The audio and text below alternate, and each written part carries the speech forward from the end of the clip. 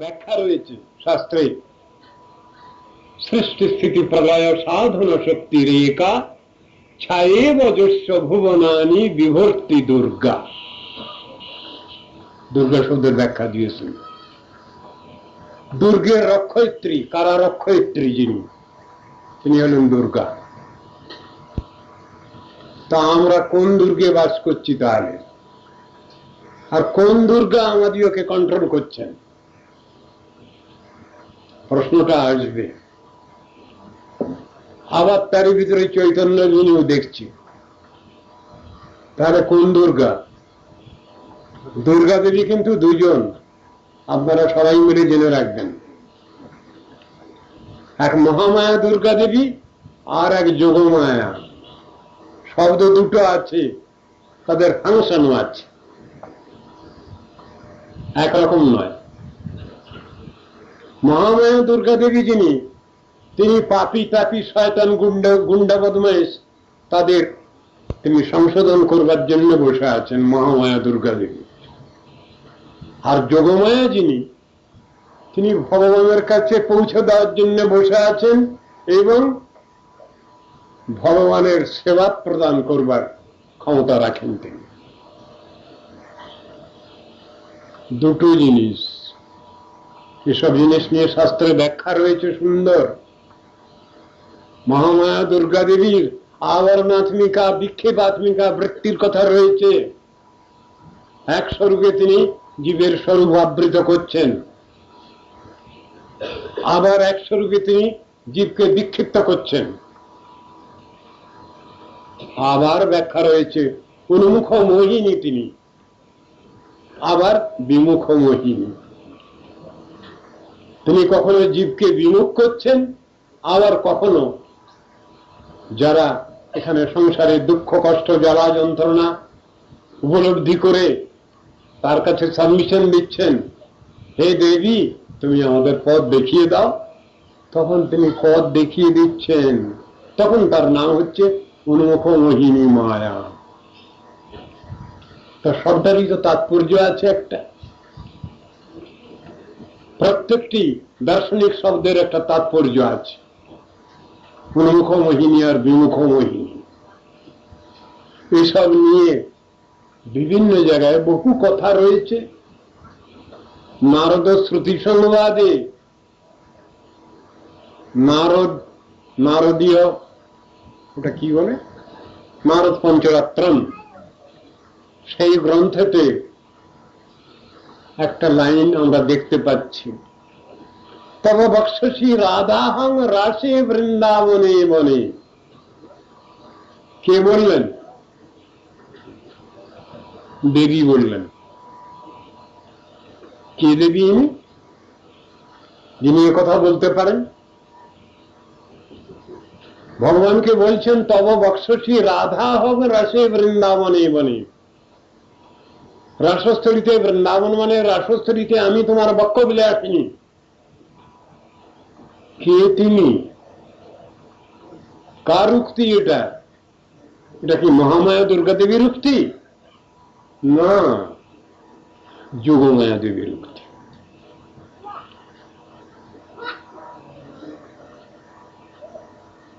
সবলাচ্ছামং প্রপদ্যে শ্যামাচ্ছবলং প্রপদ্যে, উপনিষদে কথাটা আছে। ভগবান শক্তি ছাড়া নন, আর শক্তিও শক্তিমান ছাড়া নন। তত্ত্বদর্শন এইটা। আমরা যদি ভগবানকে ঠুটো নাম মনে করি, ভুল করব। তিনি নিরাকার, নির্বিশেষ, নির্গুণ, নিঃশক্তিক নন, সব শক্তি তার আছে। কিন্তু নেগেটিভ সাইডে ব্যাখ্যা কি করা হয়েছে? অপ্রাকৃত স্বরূপে সবকিছু। ভগবান সচ্চিদানন্দ স্বরূপ, সচ্চিদানন্দ রূপ তার, সচ্চিত আনন্দময় বস্তু তিনি। তাকে অস্বীকার করব কি? তার নাম, রূপ, গুণ, লীলা সবই অপ্রাকৃত, প্রাকৃত কিছু নয়। সেই ব্যাখ্যাই শাস্ত্রে আছে। সবিশেষ নির্বিশেষ দুটো শব্দ আছে, কিন্তু শাস্ত্র বলছেন সবিশেষ শব্দটাই হলো পজিটিভ শব্দ, এটাকে আগে মানতে হবে। তারপরে নেগেটিভ আইডিয়া নির্বিশেষ, সবিশেষকে বাদ দিয়ে নির্বিশেষ কথা আসেনি। মৌলিক শব্দ হলো সবিশেষ, অস্থি শব্দ হলো মৌলিক, সেটা তর্কের ক্ষেত্রে সেটাকে নাস্তি বলা হয়েছে। অস্থিকে অস্বীকার করে তো নাস্তিককে মানা যায় না, অস্থিকে স্বীকার করে নিয়েই নাস্তিক শব্দ আসে। সবটা দার্শনিক বিচার খুব সুন্দরভাবে দেখিয়েছেন শাস্ত্রে। আমরা এগুলো সব পাশাপাশি রেখে বিচার করব, চিন্তা করব, আলোচনা করব। শাস্ত্র আলোচনার পদ্ধতিও এইটাই, নিতম সতুল্লা। কাল আমাদের আলোচ্য বিষয় শেষ হয়েছে আমাদের প্রত্যেকেরই সংসারে জীবনযাত্রা নির্বাহের জন্য দৈনন্দিন যে খরচ খরচা আছে, নিত্য প্রয়োজনীয় দ্রব্য সংগ্রহের প্রয়োজন, সেটা সমাধা হয় অর্থের দ্বারা, অর্থের বিনিময়ে। সেই অর্থের দ্বারা আমরা কি কি বস্তু সংগ্রহ করি সেটা আলোচনা হয়েছে। টাকা পয়সা প্রথমে পেলেই একখানা থাকবার ঘর করতে হয়, বাড়ি একটা, আত্মীয় স্বজন, পশুপালন ইত্যাদি বিভিন্ন রকম ধরনের চেষ্টা আমাদের থাকে।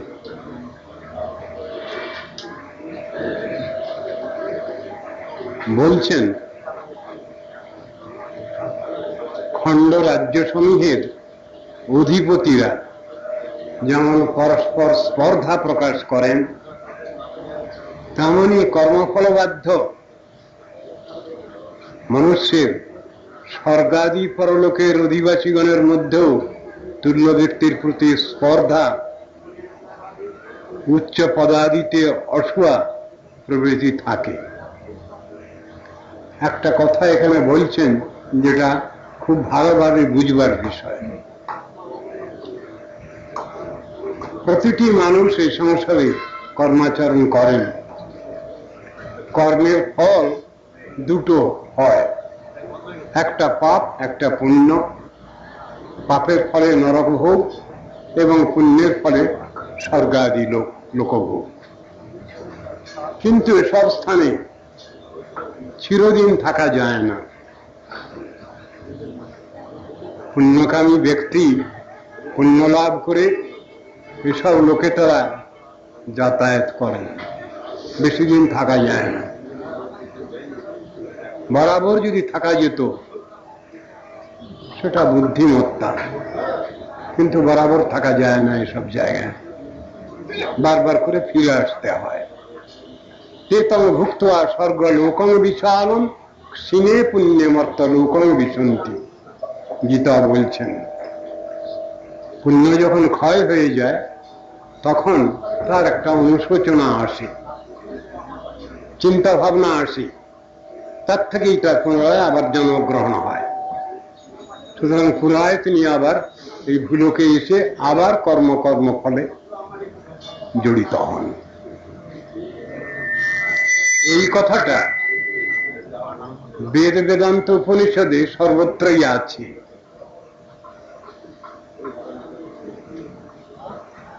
বেদের মধ্যেও যেমন আছে, বেদান্তের মধ্যেও আছে। গীতার মধ্যে যেমন বললাম, ঠিক এইরকম ধরনের কথা বেদান্ত দর্শনের মধ্যেও আছে। কৃতাত্ময়ে অনুশয়বান দৃষ্ট স্মৃতিভ্যাম। কর্মফল যখন শেষ হয় তার, তখন সেখান থেকে তার অধঃপতন হয়, স্বর্গলোক থেকে একটা অনুশোচনা আসে, হায় হায় আমার সময় ফুরিয়ে গেল। এর থেকেই তাকে পৃথিবীতে এসে আবার জন্মগ্রহণ করতে হয় এবং কর্মফল ভোগ করতে হয়। ভগবান কৃষ্ণ শ্রীকৃষ্ণ সেই জন্যই অর্জুনকে লক্ষ্য করে বলেছেন এমন জায়গায় যেতে হবে যেখানে গেলে আর ফিরে আসতে না হয়, এটা বুদ্ধিমত্তা। সেই স্থানটা কোথায়? কৃষ্ণ বলছেন সেটা আমার স্থান। অর্জুনকে বলছেন, হে অর্জুন, তুমি এখানে কেন কষ্ট পাচ্ছ? এখানে তোমার আত্মীয় স্বজনের পালন পোষণের জন্য বহু রকম ব্যবস্থা তোমায় নিতে হচ্ছে, অনেক রকম ধরনের বাধা বিপত্তি রয়েছে। শান্তি পাবে তুমি, স্বস্তি লাভ করবে তুমি যদি তোমার নিজের স্থানে ফিরে যাও। ন তদ ভাষায়তে সূর্য ন শশাঙ্কো ন পাবকঃ যদ্গত্বা নিবর্তন্তে তদ্ধাম পরমং মম।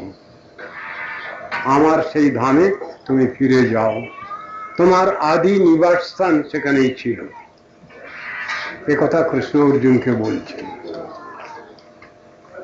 আমাদের সকলেরই আদি নিবাস স্থান সেই পরমধাম, যেখানে গেলে আর ফিরে আসতে হয় না।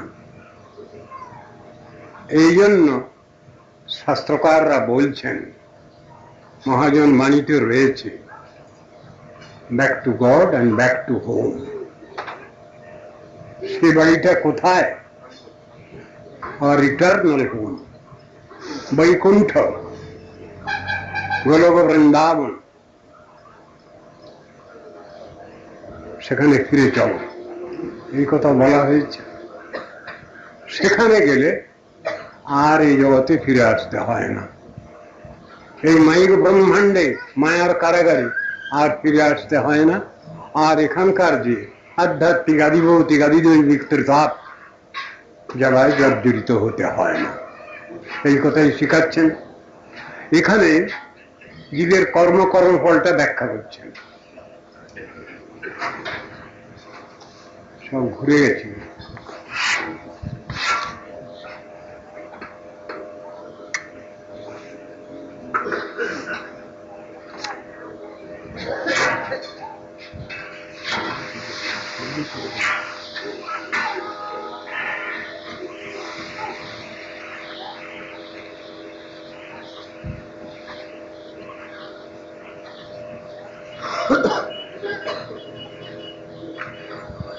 মানুষের সাধনার দ্বারা তাদের ক্রমশ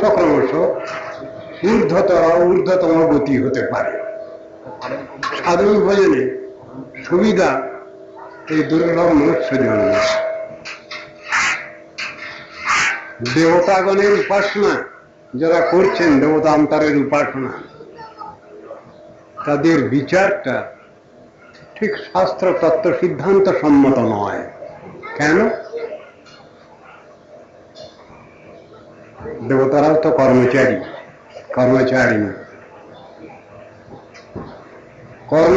কর্মচারীর সেবার দ্বারা মালিকের সেবা হয় না, সেই কথাটা বুঝাচ্ছেন। মালিকের সেবাই করতে হবে, শিক্ষা এটা। আধিকারিক দেবী দেবীর উপাসনা করলে ভগবানের সেবা হয় না, এ কথা সর্বত্রই পরিষ্কার করে বুঝানো হয়েছে গীতা ভাগবতে। জানতি দেবব্রতা দেবান পিতৃন জানতি পিতৃব্রতা ভূতানি জানতি ভূতেজ্জা জানতি মজ্জা জীবীমাম। কৃষ্ণ অর্জুনকে বলছেন,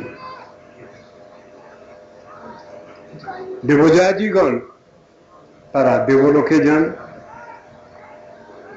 পিতৃঞ্জন্ত্রী পিতৃব্রতা যারা পিতৃজাজি তারা পিতৃলোকে যান, ভূত প্রেত যারা উপাসনা করেন তারা সেই সব প্রেত লোকে যান। কিন্তু হে অর্জুন, আমার ভক্ত আমার সাধন ভজনের দ্বারা আমার অপ্রাকৃত গোলক বৃন্দাবনে গমন করেন। ফলটা এক হচ্ছে না। আমাদের অনেকেরই ধারণা সবটার ফলই বোঝায় একরকম, তা তো নয়। শাস্ত্রে তা লেখা নেই।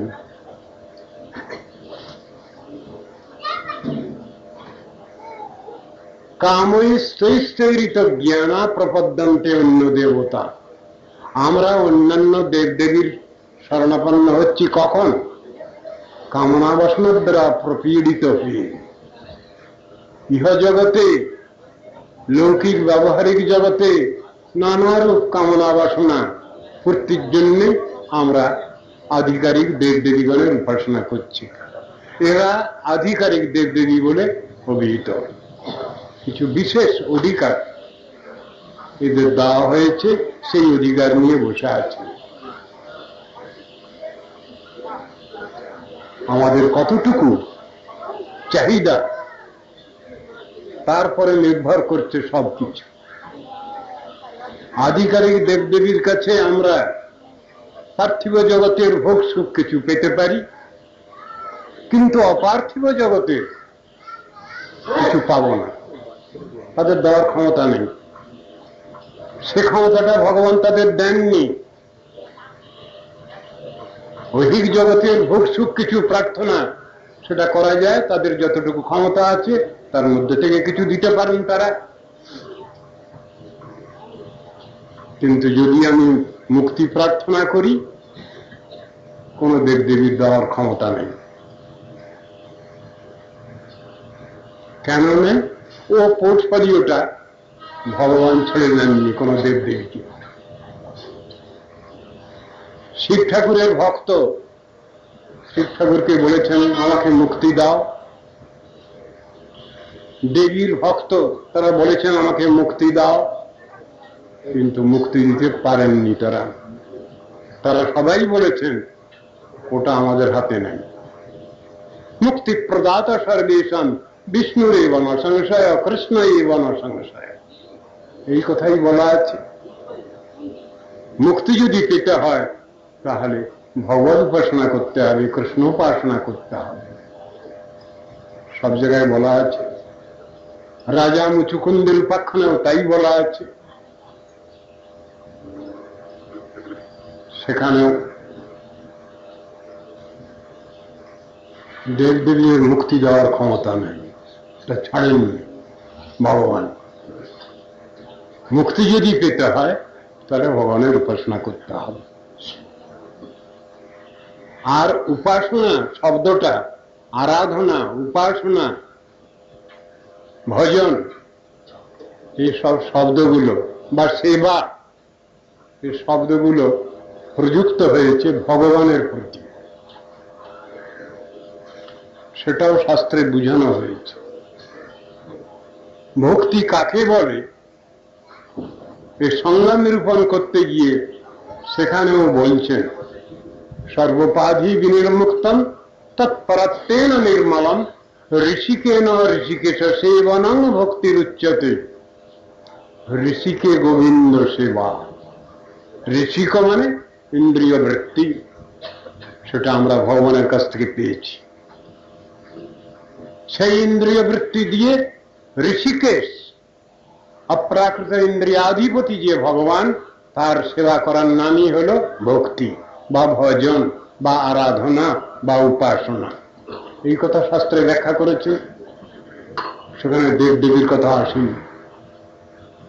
আর দেবদেবীদের যে পোর্টফোলিও ব্যাখ্যা করেছেন শাস্ত্রে, তারা হচ্ছেন কর্মচারী, কর্মচারিণী। ভজন্তি যে যথা দেবান দেবা অপি তথৈবতান ছায়েব কর্মসূচিবা সাধবো দীনবৎসলা। তারা হচ্ছেন কর্মসূচি, কর্মচারী, কর্মচারী। সব ক্ষমতা তাদের নাই। এই জন্যে আধিকারিক দেবদেবী তাদের বিশেষণ। এখানে বলছেন আমরা ইহ জগতে কর্মাচরণ করে যেটুকু লাভ করছি ফল, প্রাথমিক অবস্থায় দুটো, পাপ আর পুণ্য। যদি আমরা কেউ চাই যে আমরা এইসব পাপ পুণ্যের মধ্যে প্রবেশ করব না, স্বর্গেও যাব না, নরকেও যাব না, অন্য কোনো পথ আছে কিনা, উপায় আছে কিনা, সে প্রশ্ন যদি থাকে তখন তাকে স্বীকৃতি অর্জন করতে হবে। একটা কথা, স্বীকৃতি কি করে অর্জিত হয়? ভগবানের সেবা, ভক্তের সেবার দ্বারা স্বীকৃতি অর্জিত হয়। জ্ঞাতসারে অজ্ঞাতসারে দুভাবেই সেটা অর্জিত হয়। একথা লেখা আছে, ভক্তিস্তু ভগবত ভক্ত সঙ্গে ন পরিজায়তে। ভক্তি লাভ হয় কিসে? ভগবত ভক্ত সঙ্গে। আবার ভক্ত সঙ্গ লাভ হয় কি করে? সুকৃতই পূর্ব সঞ্চিতই। পূর্ব জন্মের সঞ্চিত সুকৃতির ফলে সাধু সঙ্গে রুচি আসে, একটার সঙ্গে একটা সম্পর্ক যুক্ত। তাবৎ কর্মাণি কুর্বিত ন নির্বিদ্যেত যাবতা। ভগবান বলছেন মানুষ ইহ সংসারে লৌকিক কর্মাদি আচরণ করবে সেই পর্যন্ত, যে পর্যন্ত আমার কথায় তাদের রুচি না হয়। মত কথা শ্রবণাদৌ বা শ্রদ্ধা যাবন ন জায়তে। ভগবত কথায় যতদিন রুচি না হবে ততদিন মানুষ ইহ সংসারে কর্মমার্গেই বিচরণ করে। ওই পাপ পুণ্য স্বর্গ নরক কর্মফল, এই ব্যাখ্যা করেছে। যদি আমরা ওইরূপ কর্মফল ভোগ করতে না চাই তাহলে আমাদের স্বীকৃতি অর্জন করতে হবে। সেই সঞ্চিত স্বীকৃতির ফলে আমাদের সৎসঙ্গে সাধু সঙ্গে রুচি হয়, রুচি লাভ হয়। ভক্ত যা বলছেন সেই কথায় বিশ্বাস হয় এবং সেই কথা শুনে আমরা সাধন ভজন পথে অগ্রসর হই। এইভাবে আমাদের ক্রমোন্নতি পর্যায়টা পারমার্থিক ক্ষেত্রেতে বর্ণনা করেছেন শাস্ত্রে, গীতা ভাগবতে।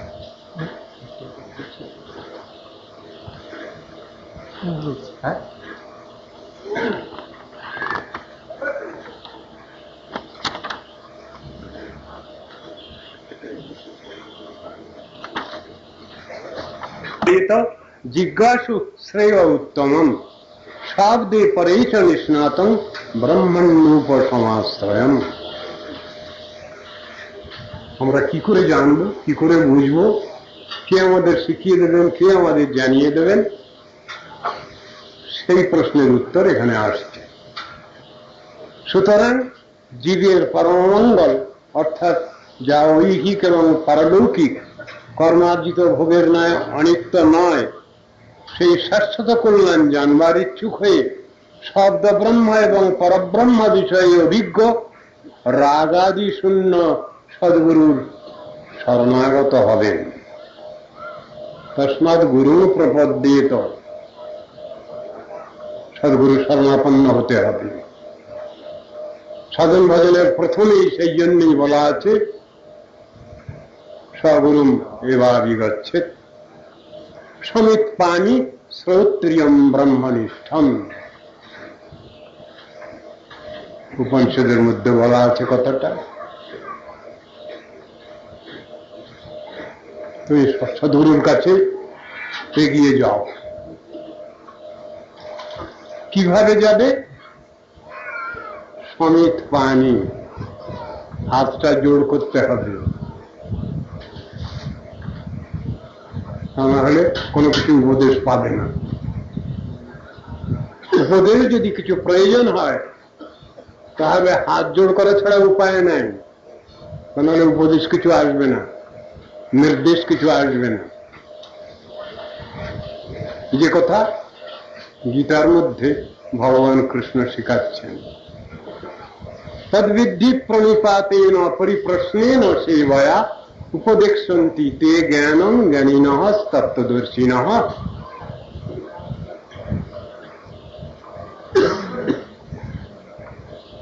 পরিপ্রশ্ন, সেবাবৃত্তি, প্রণিপাত, ওই হাত জোড় করা মানেই হচ্ছে হাম্বল ওবিসিয়েন্স। আমি কিছু জানি না, বুঝি না, দয়া করে আমাকে কিছু বলুন, বুঝিয়ে দেন। পরিপ্রশ্ন জিজ্ঞাসা জানবার জন্য তত্ত্ব জিজ্ঞাসু হয়ে এগিয়ে যেতে হয়। সেখানে ঠিক গুরুর অধিকার পরীক্ষা নয়, এটা কখনোই শিক্ষার্থীর, বিদ্যার্থীর, শিষ্যের কখনোই এটা অধিকার নেই। পরীক্ষা করবার অধিকার আছে, কিন্তু পরীক্ষা কতটুকু করবে? একজন সাধারণ লেম্যান সে কতটুকু পরীক্ষা করবে? তার যতটুকু জ্ঞান আছে ততটুকু, তার বাইরে তো নয়। পরমার্থ ক্ষেত্রে কতটুকু অধিকার তার? এইটুকু পর্যন্ত বলা যেতে পারে,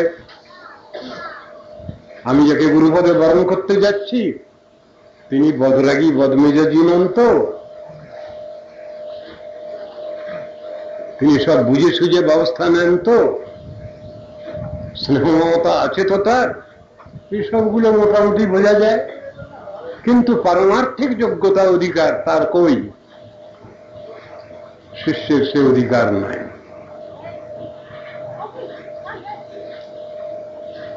কিন্তু হাত জোড় করতে হচ্ছে, তাকে প্রশ্ন রাখতে হচ্ছে তত্ত্ব জিজ্ঞাসা লাভ করবার জন্য। প্রশ্ন তর্কের জন্য না।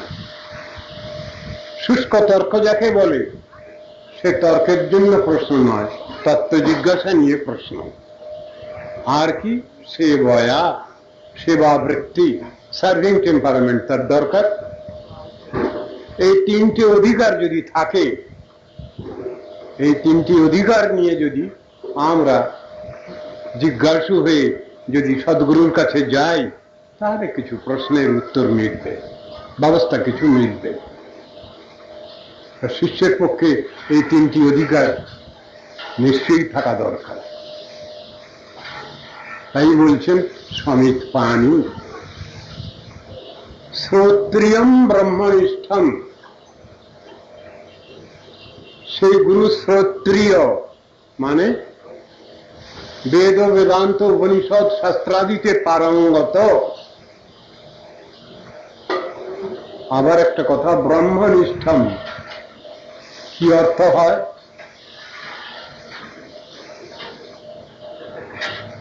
পাণ্ডিত্য অনেকেরই থাকতে পারে, বহু শাস্ত্র অনেকে অধ্যয়ন করতে পারেন, ইন্টেলেকচুয়াল জায়ান্ট হতে পারেন, ওটা একদিকের কথা গেল। কিন্তু ব্রহ্মনিষ্ঠম এর অর্থ কি? তিনি তত্ত্বে প্রতিষ্ঠিত, এটা অন্য কথা।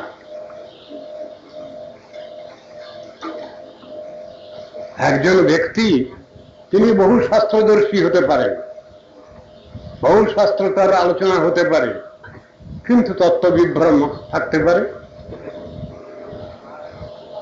একটা ইংরেজিতে একটা কথা আমরা শুনতে পাই, ডেভিল ক্যান কোট স্ক্রিপচার্স। শয়তানও শাস্ত্রের বুলি আওড়াতে পারে। কই? তাহলে তো বহু পাণ্ডিত্য কোনো কাজ করল না। শয়তানও যদি শাস্ত্রের বুলি আওড়াতে পারে তাহলে তো সেখানে কোনো কাজ হচ্ছে না। সেই জন্যই পরে কথা এসছে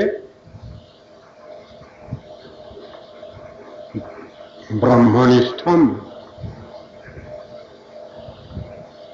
ভগবানের প্রতি তার ভীষণ নির্ভরতা, মৌখিক নয়, আন্তরিক, মনে প্রাণে। সেখান থেকে তাকে কেউ টলাতে পারে না। তিনি তত্ত্বে প্রতিষ্ঠিত, সেই ব্যাখ্যা করেছেন। এখানেও সেই রকমই ব্যাখ্যা আসছে, তস্মাৎ গুরুং প্রপদ্যেত। সেই সদ্গুরুর চরণে তুমি প্রণত হও, সেখানে প্রপত্তি স্বীকার করো, আত্মসমর্পণ করো, শরণাগত হও। জিজ্ঞাসু হয়ে, তত্ত্ব জিজ্ঞাসু হয়ে, তার্কিক মনোভাব নিয়ে নয়, আমি জানবো, শিখবো, বুঝবো, এই ভাবটি ভিতরে থাকা চাই। এটা হলো জিজ্ঞাসুর উদাহরণ। শ্রেয় উত্তম, কি জিজ্ঞাসা করবো আমি? এই জাগতিক কিছু বিষয় সে কথা বলেননি। উত্তম শ্রেয় জানতে হবে তার কাছে। শ্রেয় মানে শ্রেয় আর প্রেয় এই দুটো শব্দ বেদে, বেদান্তে, উপনিষদে, রামায়ণে, মহাভারতে সব জায়গায় আছে। শ্রেয় আর প্রেয়। প্রেয় বস্তু আপাত মনোরম, পরিণামে বিষবৎ, একে বলে প্রেয়। আর শ্রেয় আপাত দুঃখকর, আপাত দুঃখকর, পরিণামে সুখকর, তাকে বলে শ্রেয়। অর্থাৎ আত্মকল্যাণ চিন্তা। সেই বিষয়ে প্রশ্ন করো, কে আমি, কোথায় ছিলাম, কোথা থেকে এলাম, এখানে এসে কি কাজ করার প্রয়োজন ছিল আমার, কি কাজ করছি, পুনরায় আবার কোথায় যাব আমি। এই সকল বিষয় হচ্ছে তত্ত্ব জিজ্ঞাসা। সেই তত্ত্ব জিজ্ঞাসা তার কাছে করতে হবে। উত্তম শ্রেয় হলো সেইটা, আত্মকল্যাণ বিষয়ক প্রশ্ন। কার কাছে করব? তার কি অধিকার? শব্দে পরেচ নিষ্ণাতম। সেই সদ্গুরু শব্দ ব্রহ্মে নিষ্ণাত, শব্দশাস্ত্রে নিষ্ণাত। শুধু ওইটুকু না, পরেচ নিষ্ণাতম, পরব্রহ্মেও নিষ্ণাত। অর্থাৎ ভগবানেও তিনি বিশেষ আস্থাশীল। আস্থাটা কিরকম হবে? সদ্গুরুর লক্ষণ ভাগবতে বলা আছে, 26টা লক্ষণ। কৃপালু, অকৃতদ্রোহ, সত্যসার, সম, নির্দোষ, বদান্য, মৃদু, শুচি, অকিঞ্চন, সর্বোপকারক, শান্ত, কৃষ্ণৈক শরণ, অকাম, নিরীহ, স্থির, বিজিত ষড়গুণ, মিতভূত, অপ্রমত্ত, মানদ, অমানী, গম্ভীর, করুণ, মৈত্র, কবি, দক্ষ, মৌনী। এই 26টি লক্ষণ সদ্গুরুর মধ্যে আছে। এই 26টি গুণের মধ্যে একটা গুণ হল, সব গুণকে কেন্দ্র করে একটা গুণ, কৃষ্ণৈক শরণ। ভগবানই তিনি বিশেষভাবে নির্ভরশীল, যে নির্ভরতা সাধারণ মানুষের থাকে না। কৃষ্ণ আমায় পালে রাখে, জানো সর্বকাল, আত্মনিবেদন দৈন্যে ঘুচাও জঞ্জাল। এই নির্ভরতা সদ্গুরু ছাড়া কারো থাকে না। অন্য ব্যক্তি হলে সবসময় অসিলেটিং মুড।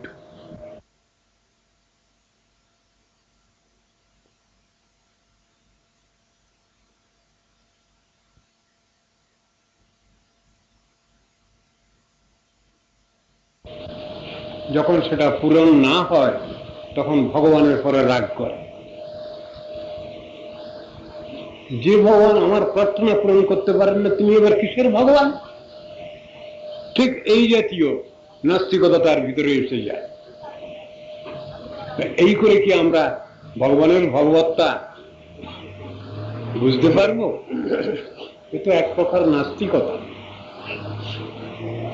তাই বলছেন এখানে তিনি শব্দশাস্ত্রে পারঙ্গত, আবার পরব্রহ্মেও নিষ্ণাত। ব্রহ্মণ্যুপসমাশ্রয়ম, জগতের কোনো কামনা বাসনা তার নাই, সব কামনা বাসনা তার সব শেষ হয়ে গেছে। কামনা বাসনা কি? আমি ভগবানের সেবা করব, সাক্ষাৎ সেবা করব, তার কাছে থেকে সাক্ষাৎ সেবা প্রার্থী।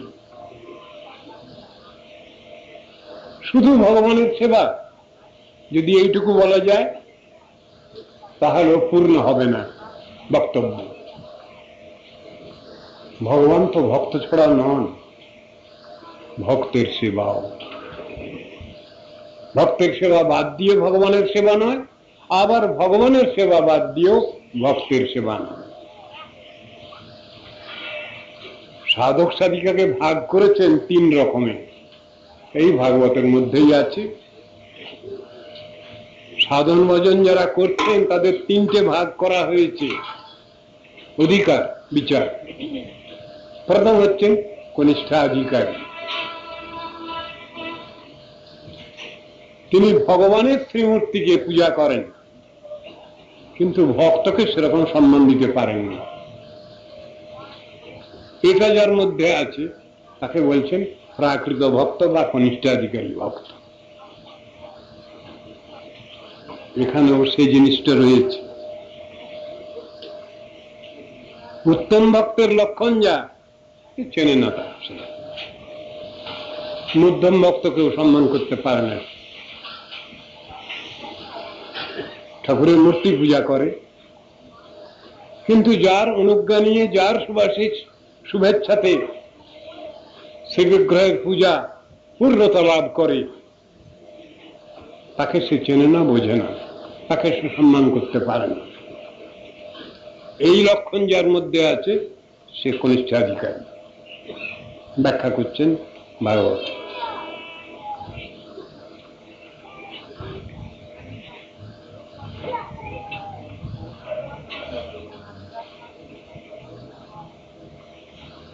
তাহলে জিনিসটা দাঁড়াচ্ছে, সাধন ভজন করতে গেলে, পরমার্থ পথে অগ্রসর হতে গেলে প্রথমেই আছে আদৌ গুরু পদাশ্রয়।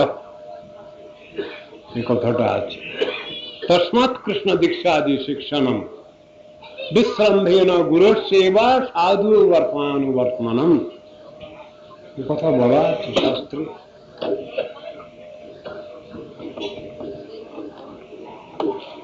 তত্র ভাগবতং ধর্মান শিক্ষেদ গুরুবাত্মদৈবত অনয়ানুবৃত্ত দেশতুষ্যেদ আত্মাত্মদো হরিহি।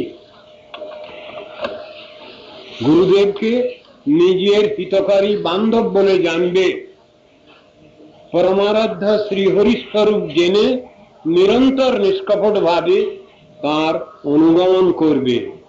যে সকল ধর্মের অনুষ্ঠানে আত্মপ্রদ শ্রীহরি পরিতুষ্ট হন, সেই সকল ভাগবত ধর্ম তার নিকট থেকে অবগত হবে। পরিষ্কার ভাবেই সবকিছু বলা আছে।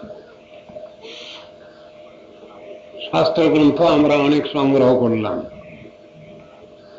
মাস্টার করি, শিক্ষক করি, নিজে নিজে পড়লে সবটা বোঝা যায় না তো।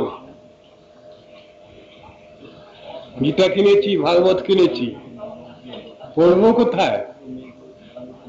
কে পড়াবেন, কে শিখাবেন, কে বুঝাবেন?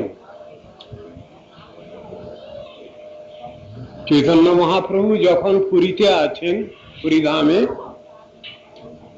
সেই সময় একজন যদবা তদবা কবি, তিনি মহাপ্রভুর কাছে কিছু লেখা নিয়ে গিয়েছিলেন। তিনি একজন কবি।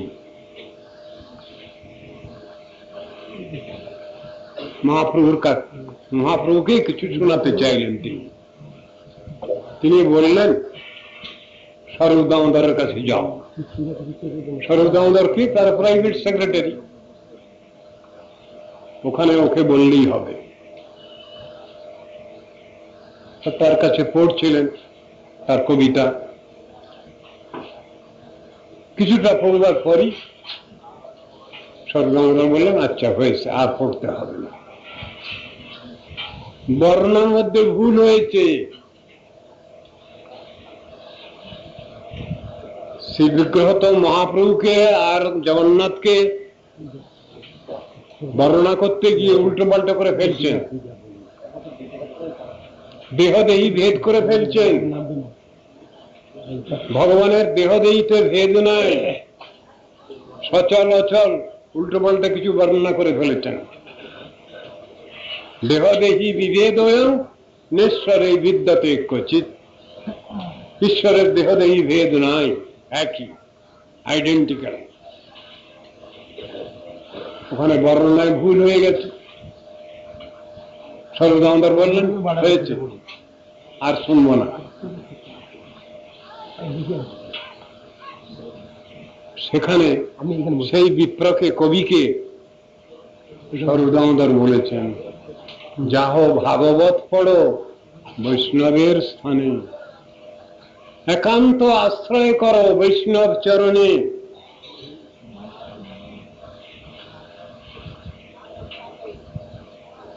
তাহলে আনুগত্য চাই সেখানে।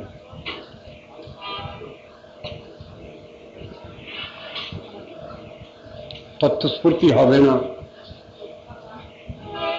বাস্তব ফল লাভ হবে না, সেটা শিখাচ্ছে। সুতরাং খোড়াটাও তাতেও আনুগত্য চাই। অনুশীলন করব সদ্গুরুর কৃপা সাপেক্ষ, বৈষ্ণবগণের কৃপা সাপেক্ষ।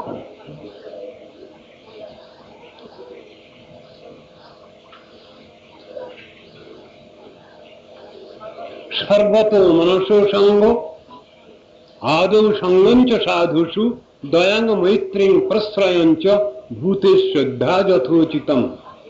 প্রথমত দেহ পুত্রাদি সর্ববিষয়ে চিত্তের অনাসক্তি অভ্যাস করো। সাধুগণের সঙ্গ, হীন প্রাণীগণের প্রতি যথার্থ দয়া, তুল্য ব্যক্তির প্রতি মিত্রতা, উত্তম ব্যক্তিগণের প্রতি বিনয় অভ্যাস করবে। সাধন ভজন করতে গেলে যেসব রীতিনীতি আমাদের পালন করতে হয় পরপর, সেইগুলো এখানে বর্ণনা করছেন।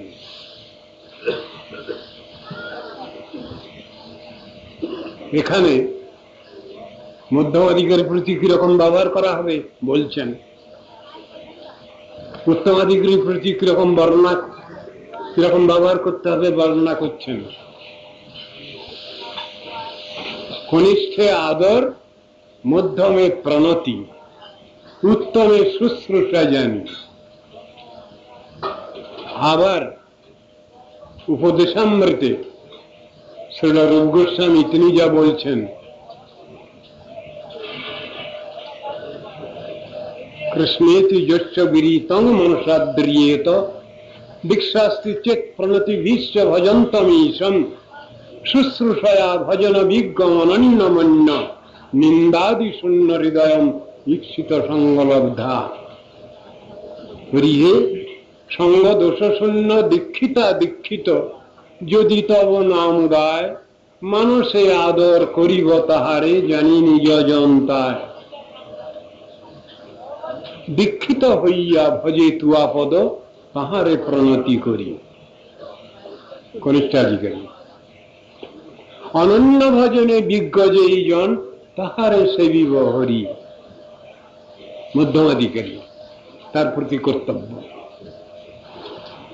উত্তমাধিকারীর প্রতি সর্বভূতে সমাজে ভক্তের মতি, তাহার দর্শনে মানি আপনারে ধন্য, সে সঙ্গ পাইয়া চরিতার্থ হইল জানি।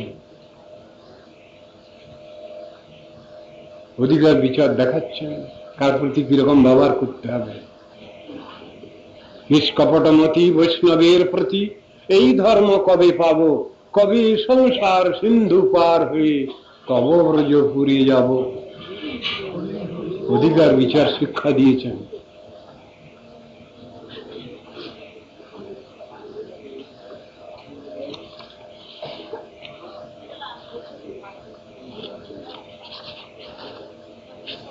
শৌচং তপস্তিতিক্ষাঞ্চ মৌনং সাধ্যায়মার্জবম ব্রহ্মচর্যম অহিংসাঞ্চ সমত্তং দ্বন্দ্ব সংগয়।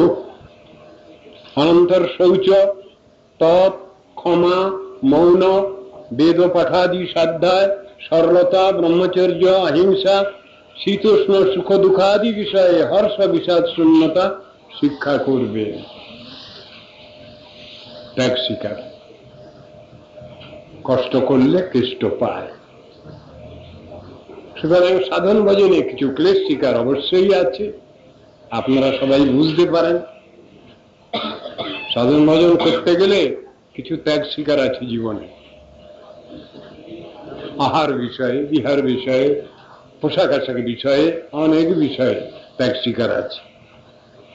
এখানে সেসব কথাগুলো বলে যাচ্ছেন, কোনোটাকে বাদ দিলে চলবে না। প্রথমে বলেছেন শৌচ। শৌচ দুই রকম, অন্তর শৌচ, বাহ্য শৌচ, দুটোই রাখতে হবে, কোনোটাকে বাদ দিলে হবে না।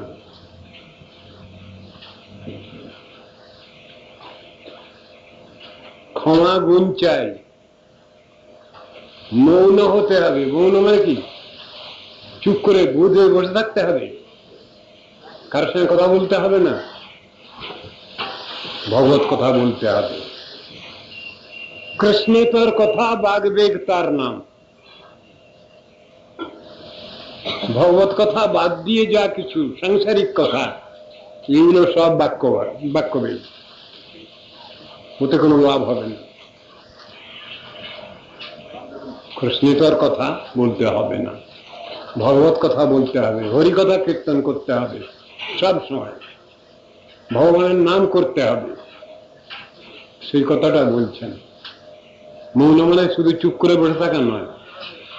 স্লেট পেন্সিলে লিখে দিল, সেখানে তার অব্যক্ত বাগবেগ প্রকাশ পাচ্ছে, মুখে বললাম না কিন্তু লিখে দিলাম, সেটা লেখনের মধ্যে প্রকাশ পাচ্ছে। মৌনিত্ব মানে হল ভগবত কথার চিন্তা ভাবনা, এবং তিনি ভগবত কথা সবসময় কীর্তন করবেন। তিনি হলেন বাস্তব মৌন। বেদ পাঠাদি,